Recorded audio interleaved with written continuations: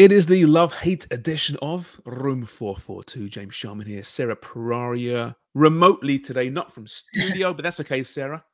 Lots to get to. What a weekend of international football. Club football is on the horizon once again, as we discussed on Friday. We're looking forward to that. We'll get to that later today in 442 picks. But it's about love. It's about hate. I know we're going with hate, so let's start with love here, okay? I'm going to give you the floor to start things off. What did you really thoroughly enjoy about the weekend and the current football climate? Okay, well, one has to be Vicky Lopez becoming the youngest player to score in El Clasico for Barcelona. Barcelona women beat Real women 5-0 yesterday, and she actually just overtook Ansu Fati's record. 17 years old, great stuff for the young Barcelona player, but I just feel like Barca's really getting back to their old ways, and they're just producing so much talent. It's great to see. Yeah, on both sides, right? Both the women's side and the men's side. We'll get to the men's side, as I mentioned, in the hate, because I know where you're going there, for No, sure. you know what? It was a big Barca win too, wasn't it? 5-0.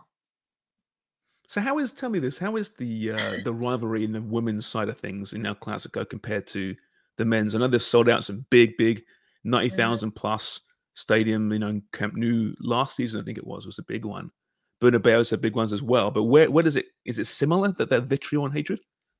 I do think it is, because a lot of the fans that are fans of the Barcelona men or the Real Madrid men are still going to have that hatred when it's the women playing, because that's just such a deep rivalry in football, as we know. I think for the players, they still feel that as well. They know who they're representing when they have these shirts on playing one another, but I don't think it's at the same level, simply just because the women's game is obviously still growing. The men's game, there's been so much history from El Clasico, as we know, but it's definitely getting up there. Like it's a massive match for the Liga F for sure. Are they the same fan bases following both teams? Because that's one thing about women's soccer right now is, as far as driving numbers, if the supporters of the clubs, say Chelsea fans, for example, the men's side who sell out Stamford Bridge every single week, if they also support the women's side as well, it'd be a different scenario, it'd be a different reality for women's soccer. Do you find that in El Clasico and in Spanish women's soccer, which has been established for some time now? They've been ahead of the curve for a long time. Yeah, do you find the same fans celebrate both teams? I think so. I think it's not as many fans, but I think people that are Barcelona fans will naturally support the Barcelona women's team as well. You're never going to see, like, it wouldn't really make sense for a fan of Barcelona men's to then be a fan of the Sevilla women. Like it doesn't make sense. I just don't think it all translates to as many fans watching, but the ones that are watching both, and they're fans of both, right? Yeah. No, I get that. I guess it is a work in progress, right? Let's be honest here. But it's coming along, because the women's game we saw last year, the World Cup, was fantastic. It's come such a long way. And now it's getting scandal and controversy as well, which is always good for leagues and a sport. I say that facetiously. Okay, so my love, I'm going to go with a Canada win against Jamaica on Friday. If you cast your memory back all that way to Friday, well, sorry, Saturday morning, I should say. It should have been Friday, but it was rained out. Just torrential downpour. Really, obviously cause issues for those players. And that's not easy, having to prepare for a game Friday night and then postpone it late that night and play the next morning at 10:30 a.m. But Canada got it done. Played pretty well, actually, in the end. And watching that match, Sarah, Stefan Eustáquio, he's become the most important member of that side. And with all respect to Alphonso Davies, this is still probably the best player in that team. That's important player, Eustáquio. They messed him dreadfully against Japan, and he played so well against Jamaica, and of course scored the winning goal in the end. A lovely play with Richie Larea looking great on the right-hand side. But yeah, listen, after a team that's had some pretty poor performances since the World Cup and throughout the World Cup, of course, a year ago now, which I can't believe actually. I know, I was going to bring that up. It's a year ago. Crazy. It really is.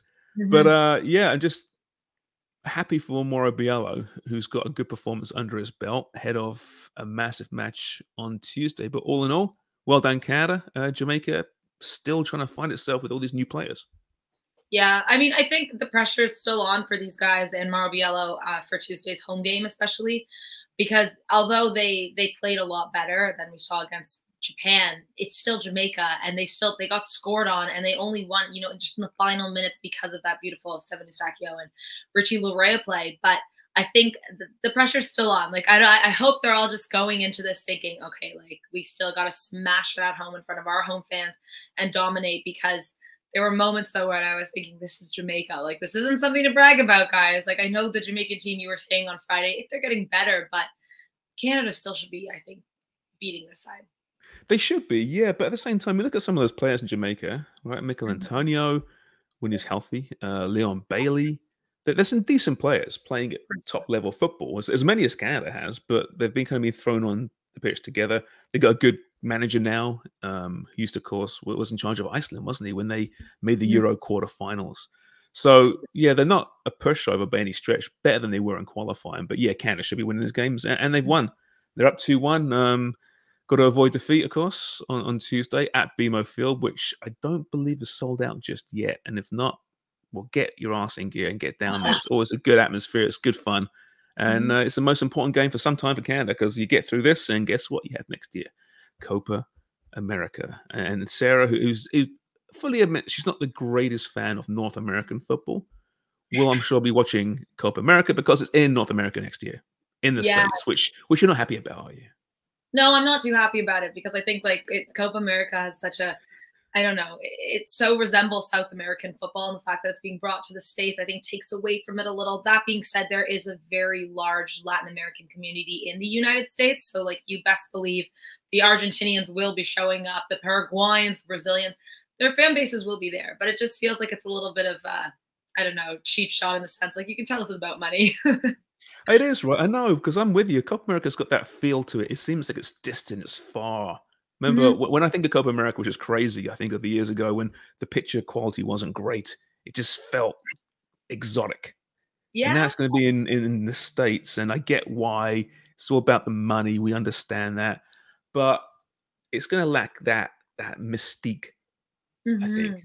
Right? And especially not being able to play, like, you think about the stadiums in Copa America, the Maracanã, Bombonera, Estadio Monumental, sorry. Now we're going to see, like, an Argentina-Brazil potentially at SoFi Stadium. Like, it just sounds so incorrect. I know, no home advantage, right? But they'll be packed stadiums, though.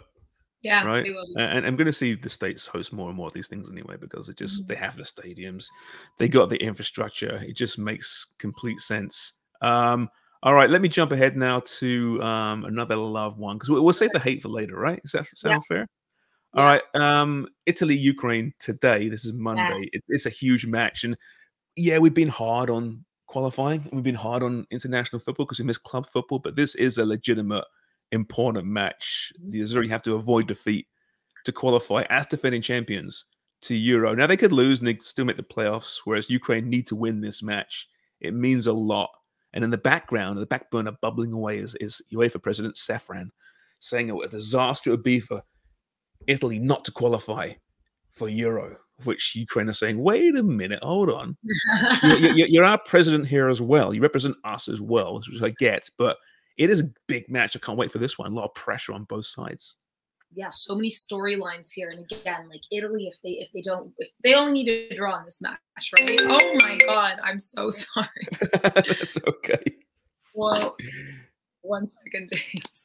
I didn't realize we can get Bianca to cut that out, yeah? Yeah, I'll just keep it in. Who cares? It's a podcast. So sorry, I didn't realize my FaceTime was connected to my computer. Brilliant. Brilliant. We're professionals. No, but back to Italy. They only need to draw in this match, right?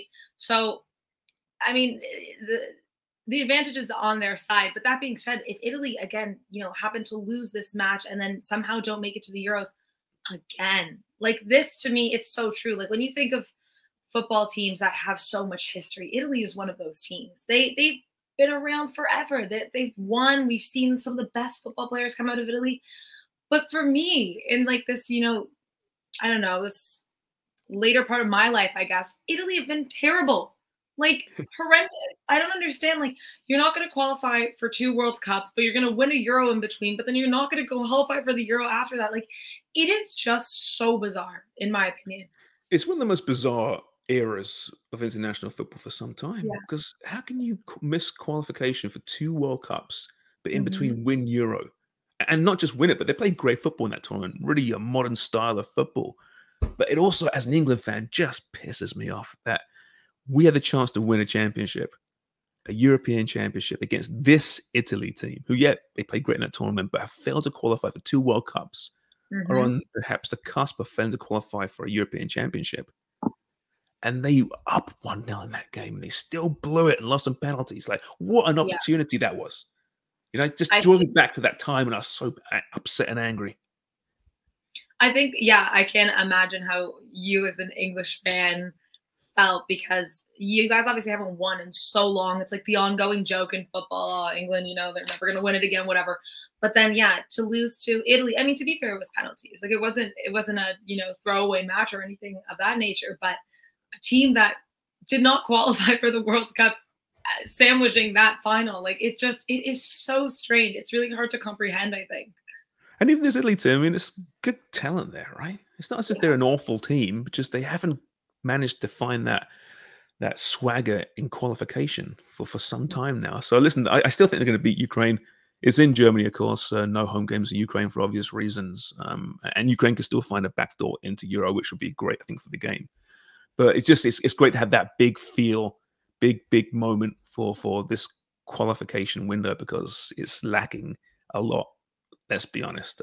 Any other loves for you from this weekend? Yeah, I have one more just off of Euro qualifiers in Turkey. Just really enjoyed watching them through these qualifiers.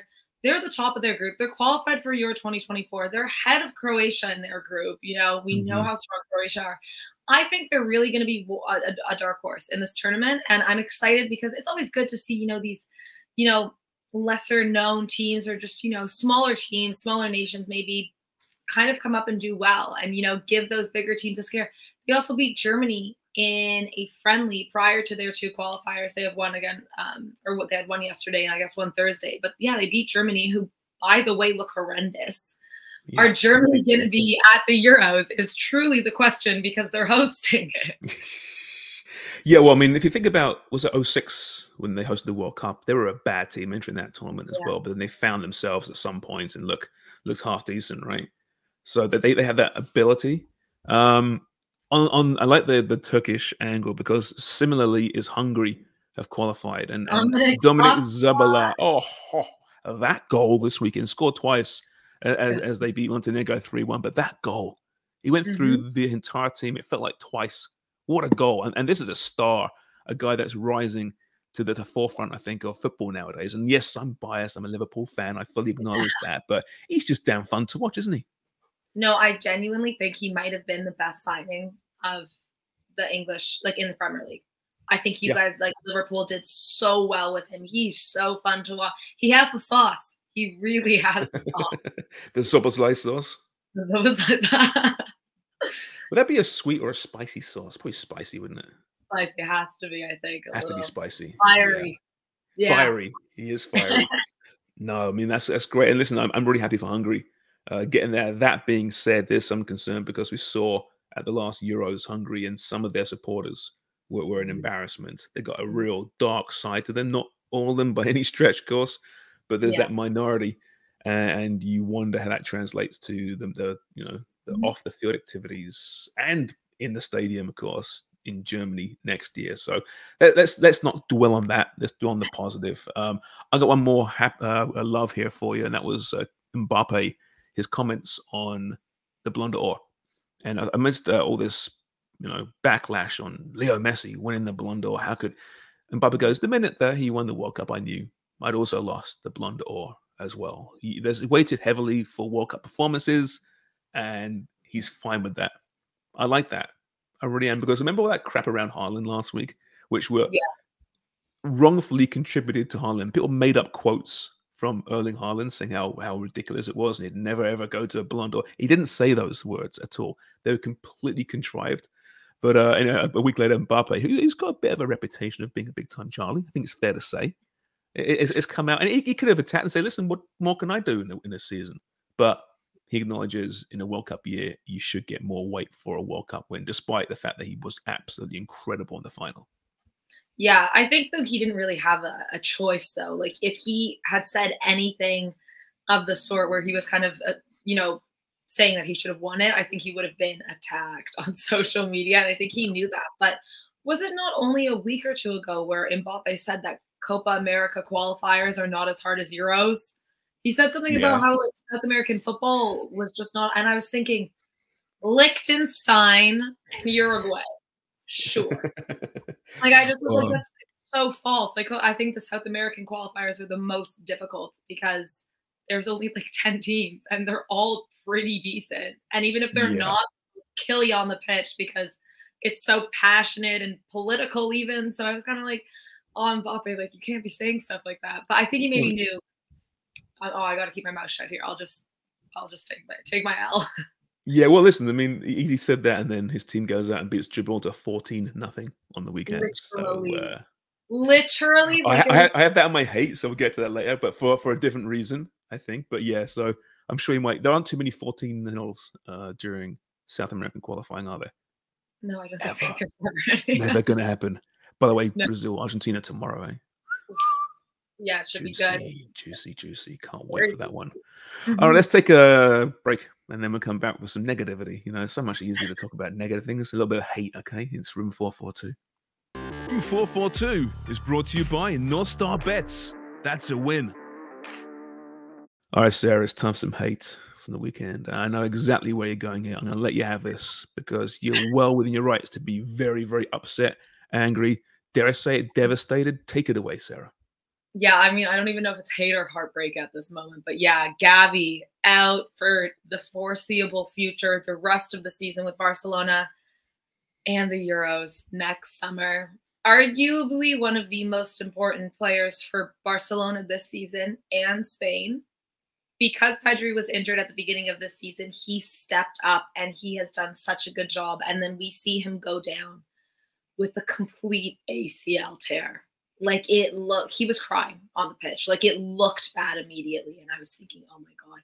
But it's so devastating, especially when it's these young players that, you know, he could have been maybe the player of the tournament in the Euros. Maybe even if Spain didn't win it, just knowing who he is. And I'm like, there's so much potential. And you know what? He's so important to Spain that I genuinely think this could be a factor as to why they don't win. I think he's that important for this side. Do you think they had a chance to win it with him then? They could have had a chance right now in Europe. Where do you rank them at the moment in Europe? I think you got France and probably England 1 and 2. France and England, and then I think Spain, Portugal's up there. But like I think Spain are for sure top 5. And I think if you're in the top 5 because it's tournament style football, anything can happen. So they still have a chance for sure. I think they're one of the top 5 teams there. But I don't know. Like this is bad. And also Barcelona. Like let's not pretend that they've been playing well at all lately. And now Pedri has just come back. Like, all right, the two of them together again in the midfield. And yeah, now Gavi's gone for the rest of the season. It's it breaks your heart. It breaks your heart. Yeah, and 19 years of age. And he's played so much football since 2021-22 season started. He's played more games than any other under 21 player in the top 7 leagues in Europe. He's played so much football. He played all 4 games for Spain in the World Cup, scored a goal, of course, in that one. I think it's 82 games, in fact, he's played since 2021-22. That's a lot of football for a guy that's still developing, right? At 19 years of age, you are still developing. So it's a crushing blow for Barca and for Spain and for football because he's just fun to watch, this kid. And it's just too bad, but we're going to see more and more of this, I think, with the amount of football these guys are being forced to play at the moment. On that note, I've got some hate here, and that's the fact that we're going to 23-man squads for Euro. I think it makes a difference if you kept the 26-man squad, as we saw last year for the World Cup. I know the women went back down to 23 this past summer, which is wrong. You want to rest players and have more opportunity to rest players. Bigger squads helps. It's not definitive. It's not the only reason. I mean, you still have 23. You can start 11 players. I understand that. But why would you just not keep the squad levels at 26? There's more and more football being played. And even Gareth Southgate, he said, listen, in the World Cup last year, I could bring some players who weren't at 100% health. I had enough, options beyond them if it didn't work out.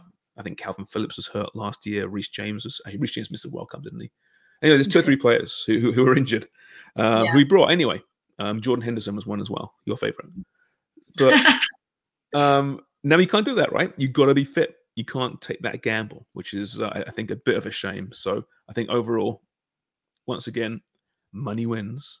To hell with the Well, players. Yeah, it's frustrating though, because it's like, okay, you're adding all these extra tournaments, you're expanding, the format of the World Cup, like we know that's going to happen in 2026. The one thing you could do is allow these managers to keep a 26-man squad or women's squad because of how much football, like it's such an easy thing to me to do. I don't really understand why they're cutting the 3, because it's not that, like, I don't think it's going to factor that much except for the teams. And like you said, if there's injuries, for them to handle it. But I don't really understand the justification behind this, because if anything, they should be nearly making a team of 30 at this point with how much football they're playing. Yeah, well, precisely, right? And they'll say, oh, yeah, but the big clubs and or nations have the more depth and it's an advantage for them. But they have the advantage anyway. Yeah. Right? 3 more players, and you just keep it the way it is. And I'm not saying there won't be injuries, because there will be. There was an article on ESPN this morning about the Winter World Cup and the injuries around it. And the fact is that there are far more injuries this past 12 months. And the reason is they believe is because of that Winter World Cup. It did cause more injuries, which was the biggest fear, of course, entering that tournament. So hopefully we see no more Winter World Cups. But, well, don't hold me back. 2034, isn't it? Anyway, all right, some more hate for you, Sarah. What do you have? I think I'm just going to keep with the injuries. I mean, Erling Haaland, not looking good. I know we spoke about he had a bit of a knock, but really bad times for Norway right now, because they obviously later today will actually be playing Scotland. No Haaland, he's their top goal scorer. Scotland already through though, but Norway only have a chance, I think, to qualify now based on the Nations League. They're out now, I think officially out. Oh, because Israel was ahead of that? I don't know. Honestly, so. I have tried to read through the understanding, and it doesn't matter. It's so confusing. Ireland was playing the Dutch, right? And Ireland, for any chance to qualify, which was they could have qualified still potentially, but they had to lose to the Netherlands. So, I mean, just think about that. I didn't even see that result of that game. Do you know when that game? I'm literally pulling it up now because I remember I did a whole piece on this. You did, yeah. I remember that piece. It was because through the Nations League angle of qualification, the way it worked out, and UEFA are aware of this and are going to try and fix it for future tournaments. But Ireland would have done themselves no favors by winning that match. Yeah, because it comes down to the ranking, and they have a higher ranking than Greece in the Nations League, if I can recall. Okay, well, they in fact lost 1-0, just a 1-0 loss. Funny enough, Wout Weghorst, Albert's favorite player, Big Wout getting it done, eh? Nice. Yeah, so now I think that actually Ireland will be able to have a chance to go through. Yeah, even though they're below Greece, it's crazy. It's stupid. Yeah. You know what? Qualification for all these tournaments. In the next year's Champions League and the Swiss model for all in one big group, one big table, but you play certain teams within it. It doesn't need to be this difficult. It doesn't. Why do these brainiacs at these federations think they're going to reinvent the fucking wheel? It just I don't know. If you can't, if fans can't figure out what's going on, like, what are we doing? That's the thing. Like, it's just, I think that's the hardest thing. Like, you want to, keep your fans happy. Football has so many fans all over the world. We know it's the biggest sport, but you're doing stuff like this, and people are like genuinely unsure of how to process it all.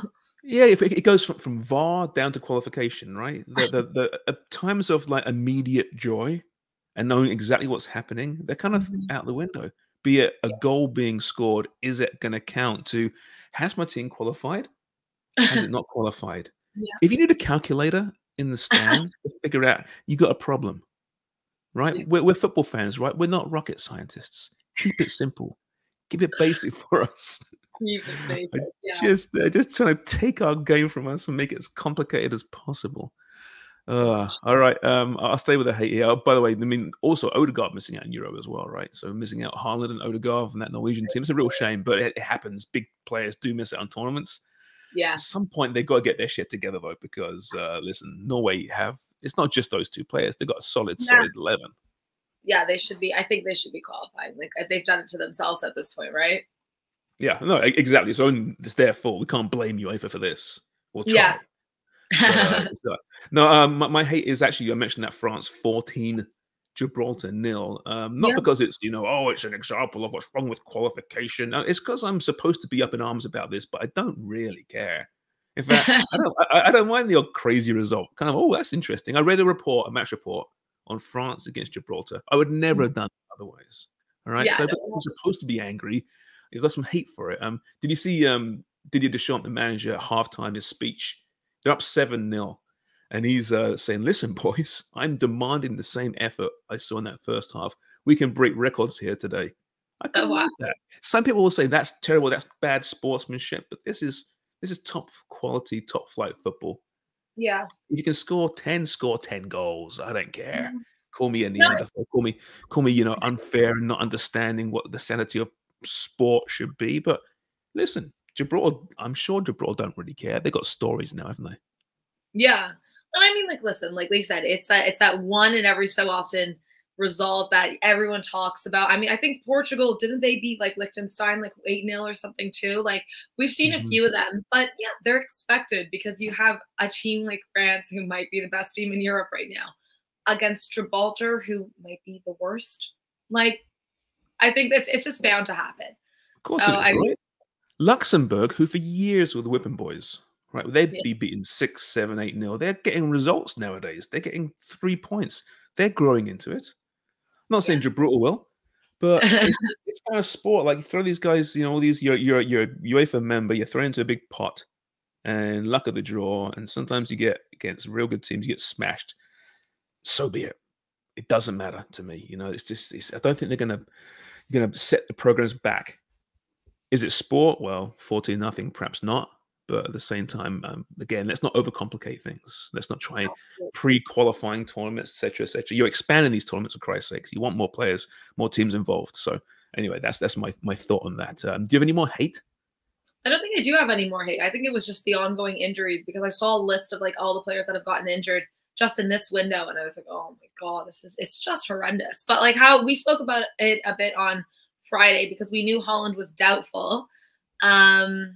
Feeling good, feeling great as a Liverpool fan, still worried because City still might play amazing without him. Yeah, well, they beat Liverpool before without him, and sometimes they play better without Haaland, and that's taken nothing away from Erling Haaland, who's probably the best number 9 in world football, but they still play very well. And the reports are it seems he will be healthy in time for that match. Yeah. But yeah, it's Man City. They have some pretty good cover there, don't they? So I shouldn't be too concerned if you're a Man City fan. The last bit of hate for me is just that pitch invasion in the Egypt-Sierra Leone game. What wasn't the worst pitch invasion in the world, but there were fans onto the field going towards Mo Salah. Nothing happened in the end. But it's one of these days. It's so easy, it seems, for fans to get on the pitch. One of these days, something terrible could happen, right? Yeah, you do wonder. Like, the thing is, they might not have a weapon if they have to go through security to get in, but it's still like they could be violent towards a player, right? Like it has to make players like feel on edge. Like, can you imagine being Mo Salah and being like, oh my God, like I really could have, something bad could have happened to me just then.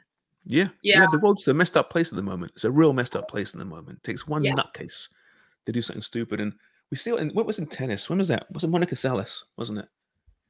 She was it Monica Seles was stabbed at courtside. Yeah.